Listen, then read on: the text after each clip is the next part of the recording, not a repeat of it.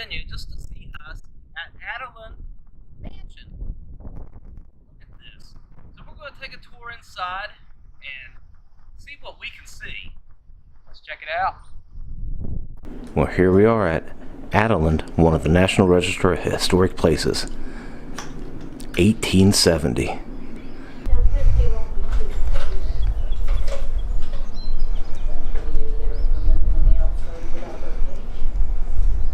It all began here around 1807 when a man by the name of Charles Modisette came here with his 11 children and 9 slaves. And so they built a double log cabin down on near the main road where you come in on. And they lived there in that double log cabin.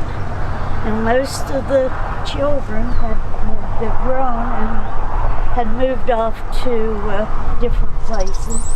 And so when they both died, Charles and Frances Modisette, the next son that was here, took over the farm. And that was Uriah.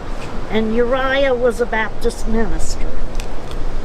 And his sister Sera was here, and of course she married within the year, but he had to take care of her until she married. So they lived in that double log cabin. But it was Uriah's son who built this house here. He wanted a mansion on the hill for all to see. And he married Nancy Stout. Now, she didn't want the house up here because they had to carry water and wood up the hill. So his dad was still living. And about that time, the barn was built. This was prior to the Civil War. And so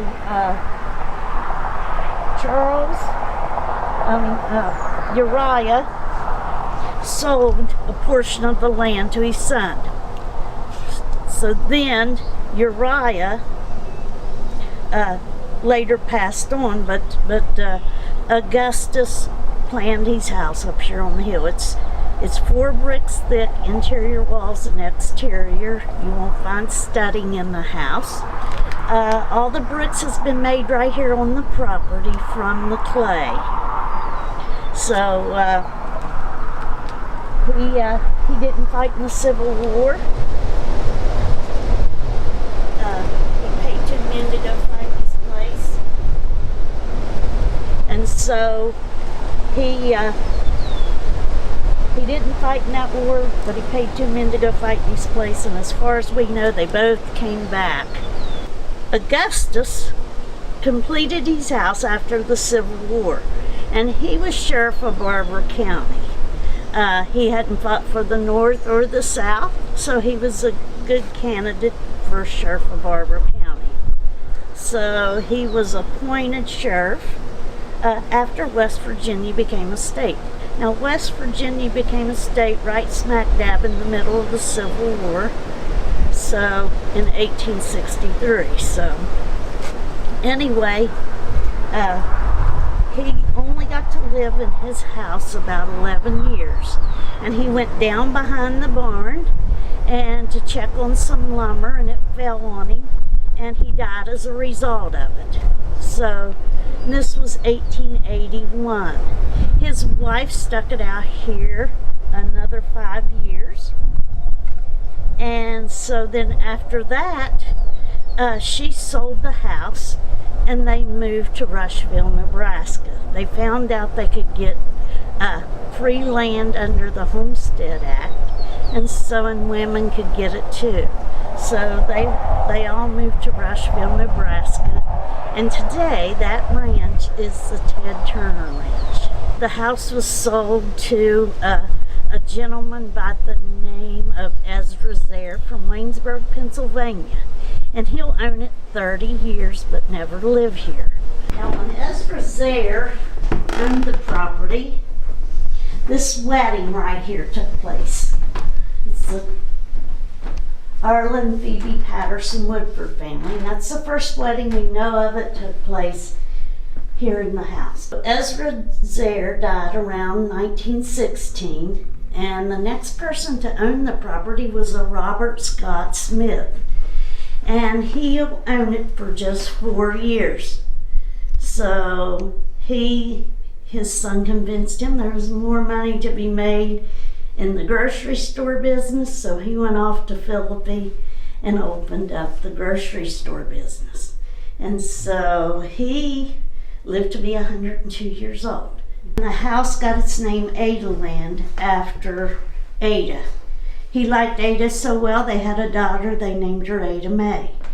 Now, he worked in Washington, D.C. He was the FCC chairperson for the radio. And so his wife died, I believe in 1932, but I'm not exactly sure of that date. But she died, and he came back here, and he opened up a law office upstairs. And he practiced law until he sold the house in 1950. So about 6 months before he died. He liked to square dance. And so there was doors here, not pocket doors. They would have been a folding door. You can see where the hinge has been. So there's 4 little holes where there had been a hinge. And so he had those taken out because he wanted to see all these guests at one time, and he wanted to be able to square dance. So he sells the property, he remarries, married his secretary, Loretta Malone. And then they move off to Philippi and buy a house there about 6 months before he dies. And so he sells it to a group of businessmen from Clarksburg who are going to have a gentleman's country club. Now, they only have it a year. I don't really know what went wrong, but it must have not worked out for them, so they put it on the market for sale again. And so the last owner will own it. Her name was Virginia, and we called her Kitty Clevenger, and you probably know that name, Virginia McDonald. And so she buys the property, buys herself a Cadillac. Her husband has died. She's came into some money, and so she can't drive the Cadillac very well. So, and it was nothing to see her out in the field with her Cadillac or hauling some animal in the back seat or the trunk to the barn. Oh, wow. So she thought it was a cattle truck. But anyway, so she down the pond down there. Now she would take a dip in that pond before she'd come to the house because she wanted to be clean. And so I understand she had boards put down in that pond so that when she stood up, she wouldn't get mud between her toes. Oh, wow. So, and of course, if boards are put in water, that preserves them. And so they're still down there. But then someone told me they thought it was just the fishing dock had fell in. So who knows? But anyway, she owned the property till 1972. Now she liked on the weekends to take her Cadillac and go right up Route 50 and go to Washington, D.C. And she would go to parties up there. And one time going up there, she met a gentleman by the name of John Massesso. She hired him as her chauffeur because she couldn't drive that Cadillac very well. So he came back here and was her chauffeur, and he eventually married her, and they were married about 8 years, and she divorced him, willingly paid him alimony, and sent him off to Philippi to find a young wife and have children. So anyway, she kind of remained the grandmother figure in their lives, and they remained in contact, looked out for her down through the years. And when she died, she willed the house to her ex-husband, John Massesso. She was the last person to live in the house. I believe John did stay here some. He quickly put it up for sale, and he sold it to the Hillman Coal Company. So I believe about $13,000 was what he had it up for sale. You know, so in 1972, that was a lot of money. But anyway, he sells the house to the Hillman Coal Company, and it wasn't until 1972 that we got the coal tipple outside. That's over against the Hillman. The house sat empty.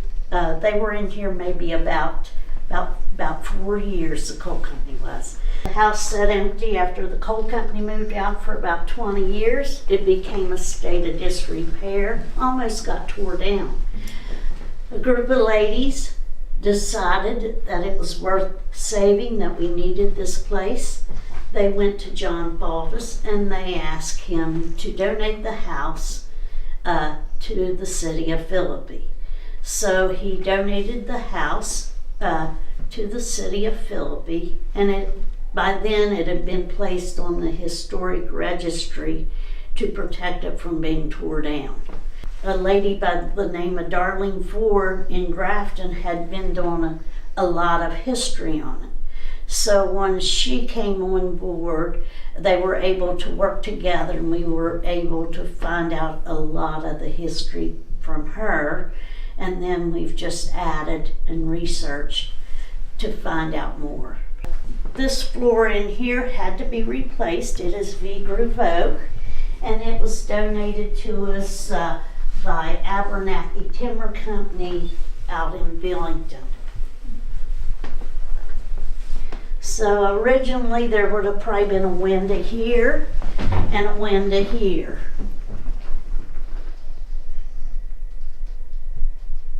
The style of the house is a southern style plantation home.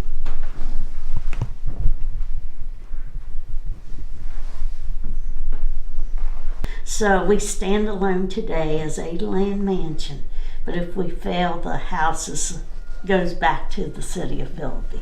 So we try to keep our house growing and going through the necessary steps to stay above water. When we have our dinners here, this is where you usually eat in the inside. Unless it's summertime and you want an outside dinner, then we set up out there.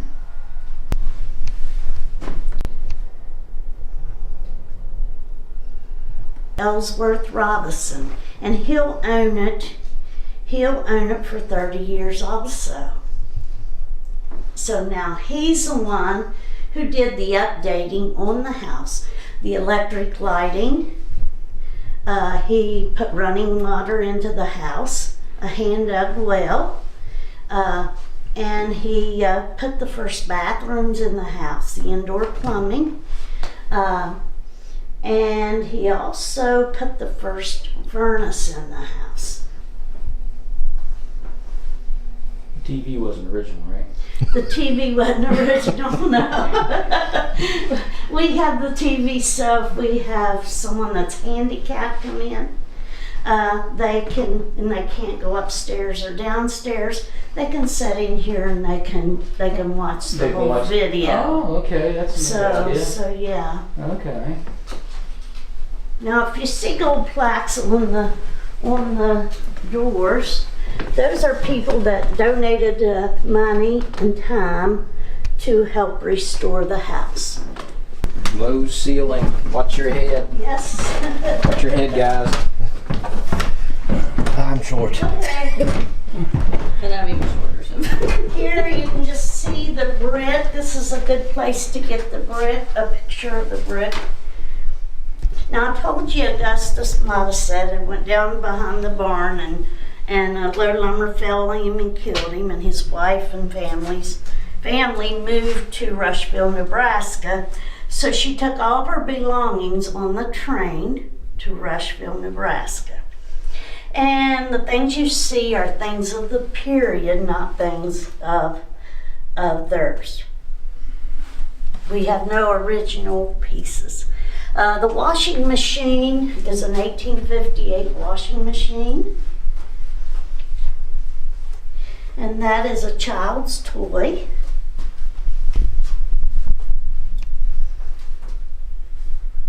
Probably a Sears and Roebuck, I say, because it has a 3-year warranty on it. Sears was one of the first people to come out with warranties. Here, this is a canner. What they would do, put the fire in the bottom, fill the top with some water, and they canned in the blue jars. Now the blue jars came in numbers 1 through 13. You got a baker's dozen. If you find a 13, it's going to be worth a little bit more money today because they quit making them in 13. It was easier to package, and of course a lot of people thought 13 was an unlucky number. So bootleggers let them go put their whiskey on a 13. You would take this little tiny pot with you to cook with, and would be able to cook a pot of beans over an open fire. Now the house sits on cut stone, and the stone was cut at a nearby quarry. And one of the best times for cutting stone was the winter time, because if they cut it in the summer, they had to pound through it. But in the winter time, they could pound holes in it, pour water in it, and then when it freezes, water expands, and that causes the stone to crack on its own. Now the joists in the house are all walnut, and all the walnut came from right here on the property.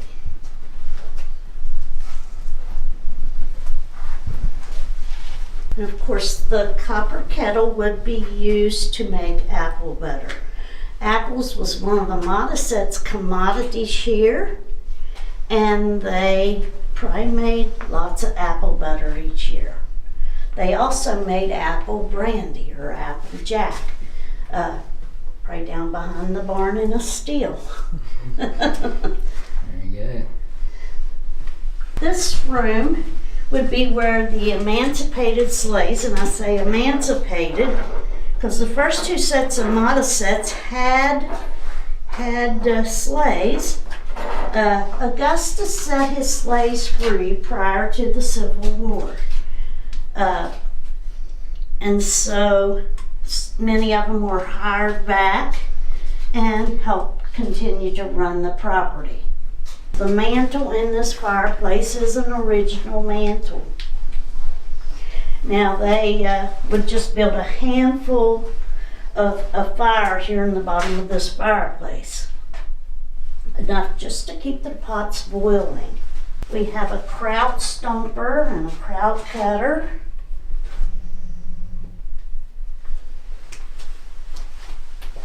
Get out of the way of that.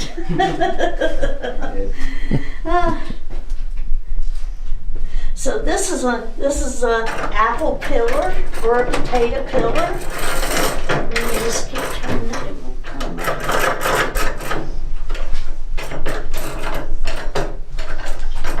It needs oil or something.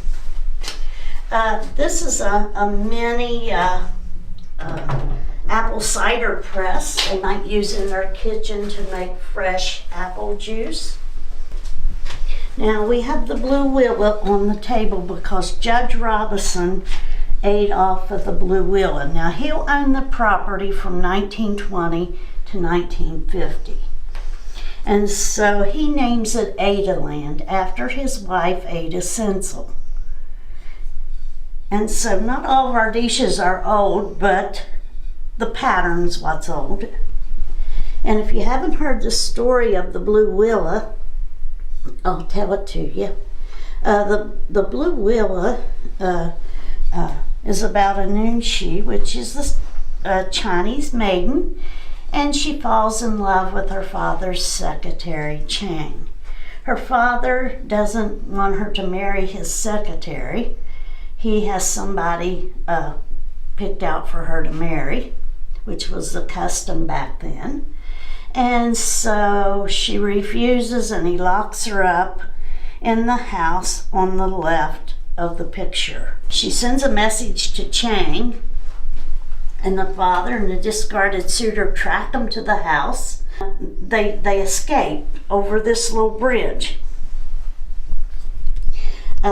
So you'll see him hurrying over the bridge, Noon she with the distaff, Chang with the box of jewels, and the angry father brandishing a whip. They escape in the little ship, and they sail north to the cabin in the woods. But the father and discarded suitor track them there. They set fire to their cabin, and they both perish. The next day they fly off to the realms of eternal happiness as two doves. Augustus Modisette was sheriff of Barber County, and this room may have very well been a room that he would have held prisoners in until the judge came through to prosecute him. So you can see the little windows, and they may have been put in there to keep the slaves or the emancipated slaves safe. This way no one could crawl in, no one could crawl out. They too kind of remind me of when I was a kid and I used to watch Gunsmoke on TV. They would stick their gun out the window through little bars and shoot. This is the longest cut stone we have found in the house, and it's 7 feet long. We have the Singer treadle sewing machine, no electricity needed. A butter churn. Over here we have a kid's toy. It's a Willy. A coat hanger. One of the neat things about the coat hanger, it's made to hang flat against the wall. Now most houses didn't have closets in them because they had to pay taxes by room. And if you had a closet, it was considered a room. So you had to pay more money. So nobody had that many clothes back in, so they easily hung them behind a door. So that's why most of the old houses today do not have closets in them. The bone saw was used in butchering, but it was also used during the Civil War for amputations. Cannot imagine having surgery with a bone saw. And they just filled you full of whiskey and held you down and cut off the part that they needed. Now this is called a ramp digger. And in the spring of the year, such as right now, they would be out in the woods digging ramps.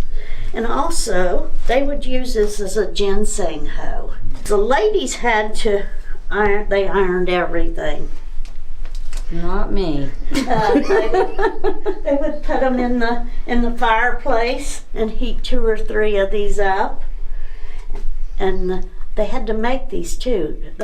We have a blacksmith forge down in the barn where they would have made their tools to work with and their irons. Over here, most households had a shoe repair kit.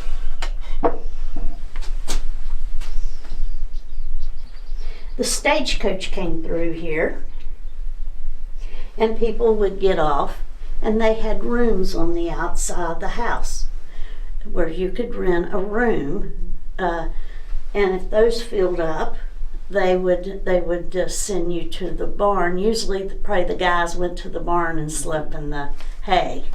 Just took a bedroll. This is a popcorn popper back here. And this is to roast chestnuts in. Now these irons were not to iron clothes with, but they were to tie the horses up. When you came to visit, you could tie your horse up to one of those irons, and the horse could drag it around and still eat grass, but wouldn't get its head up to run off. And the girls needed to learn to make quilts. Usually By the time they were age 14, they were ready to marry, and they had several quilts in their dowry to get married, or their hope chest. So they would make quilts. That was part of their education. They had to learn to make quilts. They would make their checkerboard on just whatever they had. This happens to be a slab of wood, and they used spools and thimbles. So just whatever they had to play checkers with. They found original wallpapers, were able to get samples, and they took them to Clarksburg to someone who could help them pick out period design wallpaper. This floor in here is an original floor, Chiapa poplar. Notice the boards are cut wall to wall. The floor does not squeak. I'll accept this in here. It's always that one. Now them men came in here after supper, closed both doors, and they talked business. And here was, I'm calling this their brandy cupboard. So they would have had their brandy cupboard here. A few years back we had a lady come, and Judy Bryant. She came from Inwood, West Virginia, and she'd been at an auction, and she found out this was Mottaset silver, and so she bought it and brought it up here to us. So, of course, some more blue willow.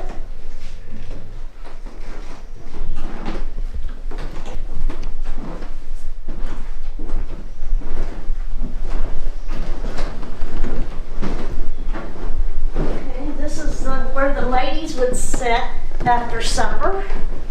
Mama's main job was darning socks. So she'd make sure everybody had a pair of socks to wear.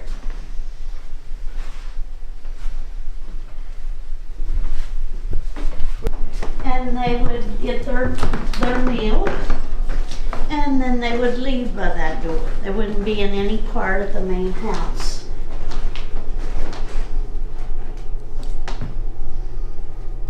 When we have our weddings here, we bring them around. They come up through, come back down with their food and out the door. When we have our buffet dinners here, they can go around and come down and back out. We undress the table and fill it with all kinds of yummy stuff. Is modernized, so when we have weddings and other caterers come in, they can come in and they can prepare a meal. So over here, if you want to walk around there, you'll see the built-in cabinet. That is where the Mottasets would have kept their dishes in this cabinet. You may open it if you like. Maybe. Turn it left. We don't have a fan of light over there. Yes. You're doing a swell job. Come on, Vanna. And probably right in here would have been a table where the ladies the kitchen help could have ate. And originally, where this warming oven is, there was a set of stairs that went down to 2 rooms underneath the kitchen.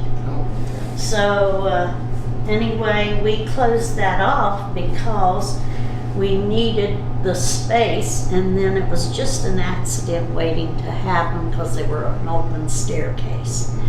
This room right here would have been a traveler's room when the Mottasets was here. When Judge Robinson owned the property, he put a hand-dug well in there. When we got the property, we put a floor, closed the well off, put a floor. We didn't want to have to fish anyone out of the well.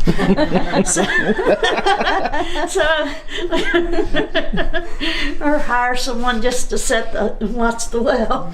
But anyway, so we closed it off and put a floor over it. Now it's our storage for our catering supplies. The outside staircase has been here since the house was built, and the thing that they put on it to preserve it was linseed oil. All of their walnut that's in the house also had linseed oil on it.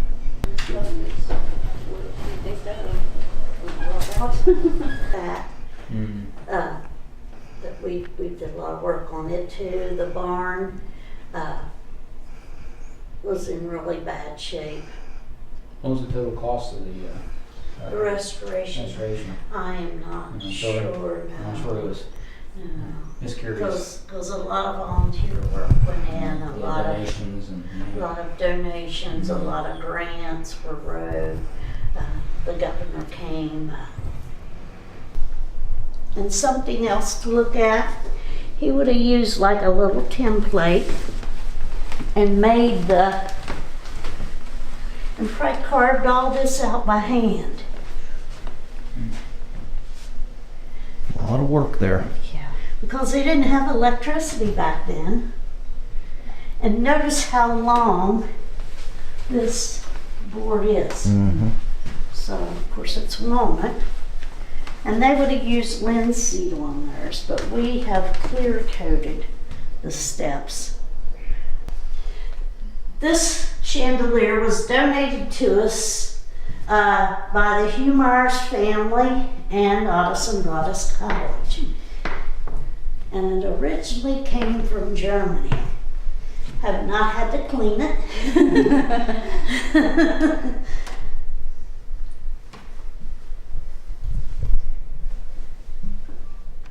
This is where our brides come to dress. They don't get to stay overnight, but they can use this room.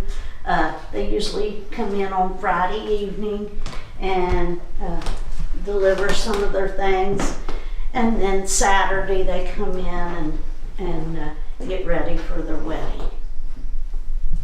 Now, the bed is an 1850 Renaissance revival bed.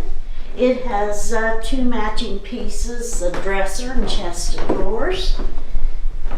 And it was donated to us from the Cheesemans from Clarksburg. And they said if you take the bedroom ensemble, you need to take Grandpa, the owner. And there he is in his little dress, Alan Cheeseman. Back in the day, zippers had not been invented yet.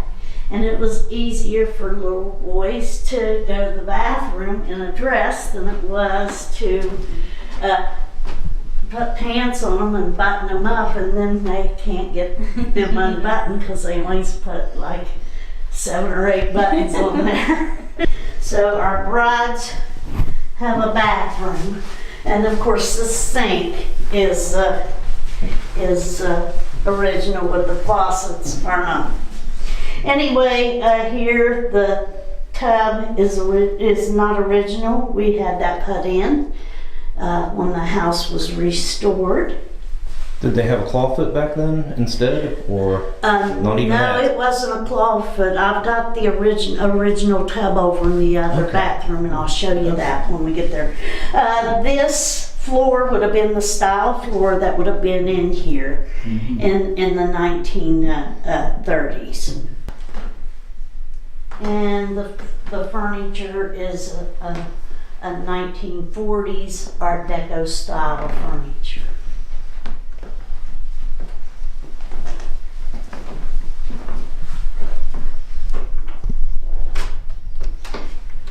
And they have a closet in here too.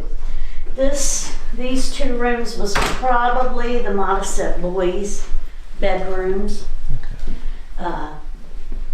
when they were here. We have someone who made this quilt, and it has grafting on it.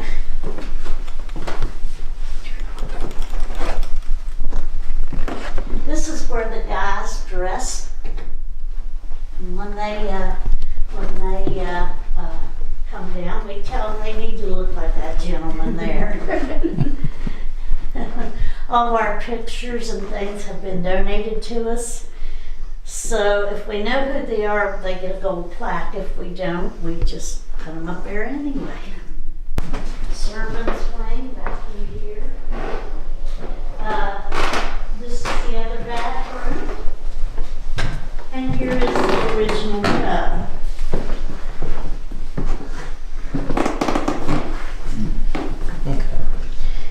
It was not a clawfoot.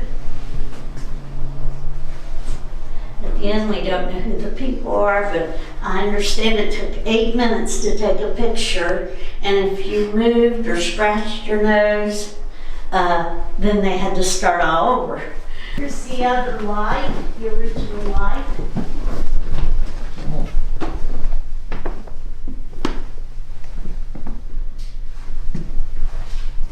This would have been the head cook's room, but we felt we needed a child's room somewhere in the house, so we chose this room to be our child's room.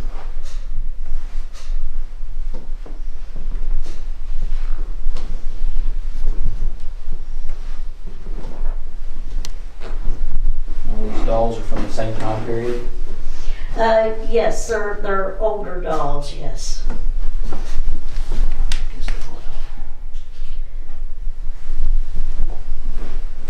Again, they're all donated from someone who's had them.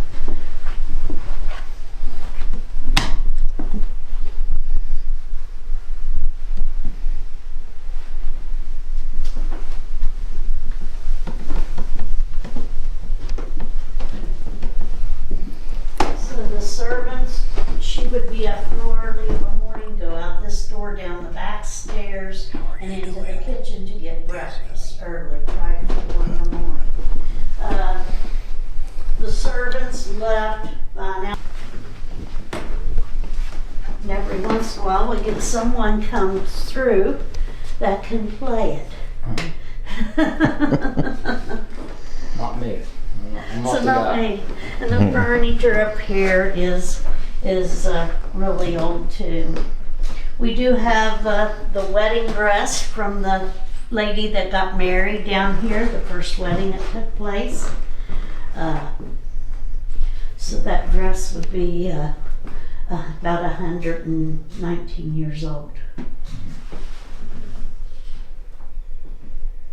This is Judge Robinson, the man who owned Adaland.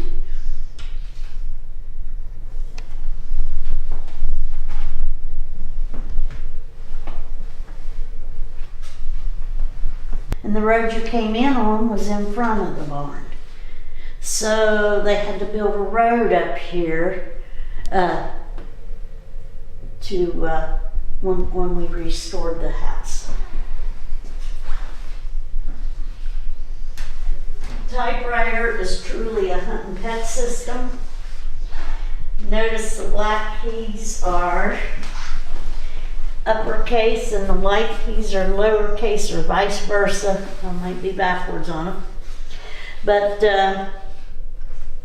one is uppercase, one is lowercase.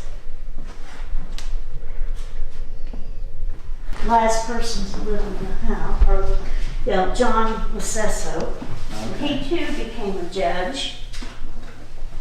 She paid his way through law school.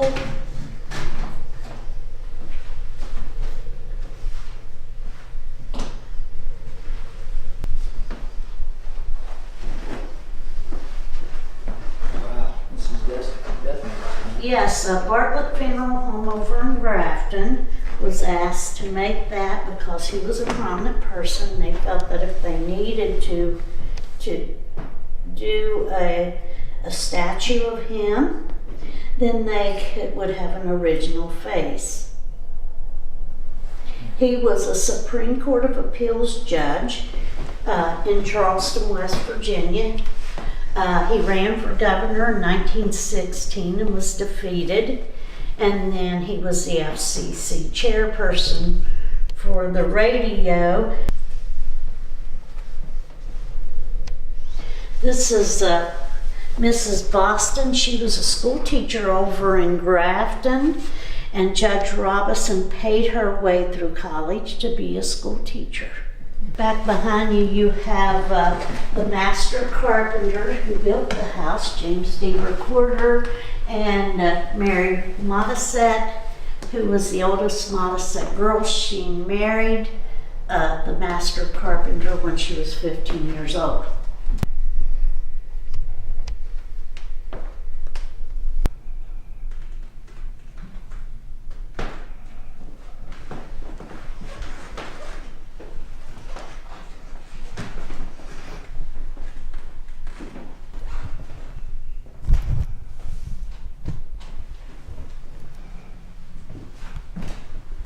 People off, if they had ovaries, they could go up there and roll out a bedroll and sleep in the attic on the floor.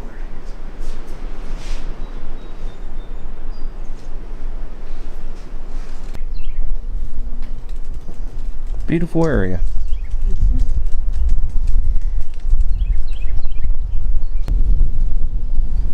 Here's the front of the building, I believe, the mansion.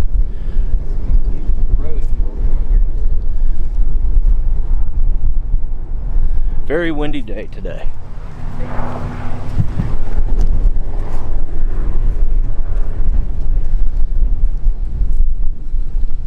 So we're going to look over here and see what we can find on this side. The end of March. Lilies are coming up. Look over top of the road here.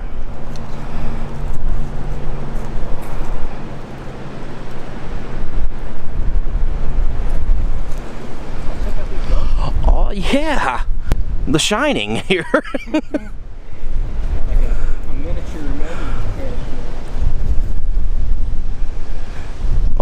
Oh, I gotta check that out.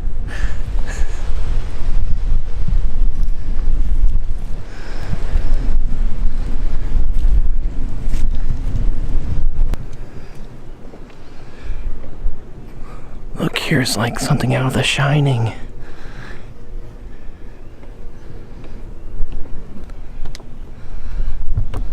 Don't get lost in the maze. Yeah, this is a nice little place here.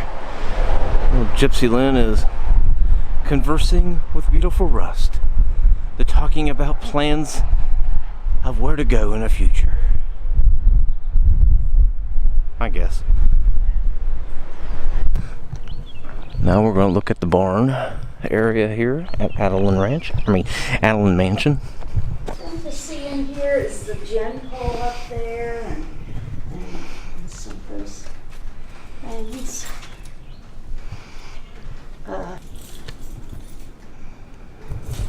The bee stuff, the bee smoker.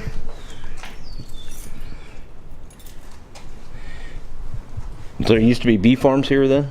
Or beehives? Or not? They would have had their own bees, yeah. This is the blacksmith back here. The big devil is, if you get it, I don't know. The lights are not real good on that. I can get a little good. There it is, the big old bellows. The barn is put together with what's called a Morse and Tanner joint. They have pegs instead of nails. And this is the instruction. Bring my purse over. I left it in the... Yeah.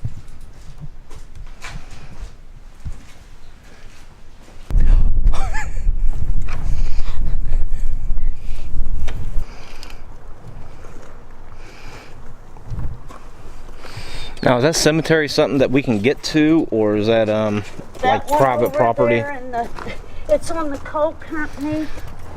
It's on the coal company, the one that's way over here. It is coal company land, but I don't know who you would see to get up there, but you want to go before snakes are up because Yes. it's pretty brushed up. Yeah, because copperheads, that's the only thing I'm worried about around here. I mean, you probably get your Jeep up there. Yeah, I'm taking it places she don't want me to take.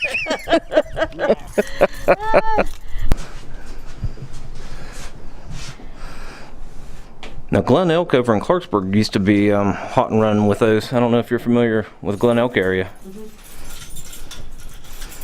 Yeah. Now, someone told me, I don't know if it's true or not, that they used to have underground tunnels over Glen Elk. Well, I don't know. I'm not real sure about Okay. that. Grain sorter, all this would go in with the separator. Now, they were bootlegging this or just doing this for their own? Well, they would have sold Applejack from the property here, yes. It wouldn't have been really bootlegged in the 1800s. They made it, they sold it. Now, I'm going to get questions about something, so I'm going to ask you now. Is there any haunted history with this mansion that you know of? There is a little bit. What we've heard as workers here, we've heard the commode upstairs. I showed you that in the bridal suite. Sometimes it gets a leak in it and it'll flush on its own. And so it kind of gives you the creeps if you're here by yourself. I haven't seen anything, no visions of anybody, but... No out-of-body experiences, no nothing? out-of-body experiences. No poltergeist, nothing? No, Nothing like that. But I have sat in the judge's law office and you hear someone down front talking, and I usually run out and holler, I'll be right there, to go down, and there's absolutely no one there. So, You ever hear anyone walking across the floorboards when you're downstairs, like upstairs or anything? no. Their floors do not squeak here because of the wall boards, so you wouldn't hear that, but you know, they're here, they're very quiet and peaceful beings. Well, thank you very much for showing us around this place this afternoon. You're welcome. I hope you enjoyed your tour, and I hope you'll come back. I plan on it. I'd like to come during the fall time if you guys see the fall foliage. And now, the flowers and everything, that when they bloom, is that just the garden you have out toward there? What kind of plants do you, or flowers do you guys? Depending on, There's that ghost! depending on what time of year you're here, it'll be as to what flowers you see. Okay. So you have spring flowers in the springtime, and then you have a variety of fall flowers. So, which are all unique. so yeah, it's planned that way. Well, thank you again. You're welcome. And don't you forget this guy. This guy right here. Who is it? Beautiful Rust. Look how sexy he is. Now go subscribe to that beastly of a man. Oh, yeah.